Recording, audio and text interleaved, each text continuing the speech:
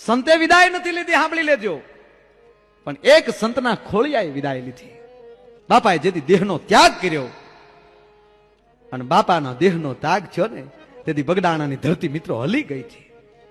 બગડાણાના મૂછું મરડતા મહીપતિ રોયા એમ નહીં, પણ એમ કહેવાય કે બગડાણાની જે દીકરીઓ પરગામ હારે હતી એ તમામ દીકરીઓ જેનો બાપ મેર્યો નાખમાં હું નહોતા આવ્યા, પણ જેથી સમાચાર એને મળ્યા કે બગડાણાના સંત બજરંગદાસ બાપાએ દેહનો ત્યાગ કર્યો તેથી બગડાણાની દીકરીઓ રોઈ પડી હતી. કારણ કે જેટલું પિંડના બાપે હેત નહોતું આપ્યું ને એટલું હેત આ બગડાણાના સંતે આપ્યું હતું ભાઈ.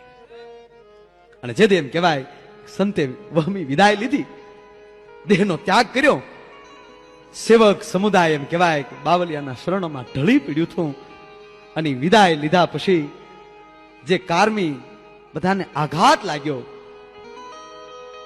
પણ સંતનો દેહ જાણે એમ કેતો હોય કે વાલા કોઈ રોહોની બાપ, હું તો દેહનો ત્યાગ કરું છું પણ હું તો કાયમ તમારી ભેળો છું. અને પછી એમ કહેવાય કે હાલની તારીખમાં ભક્તો છે જેને વિનંતી કરે છે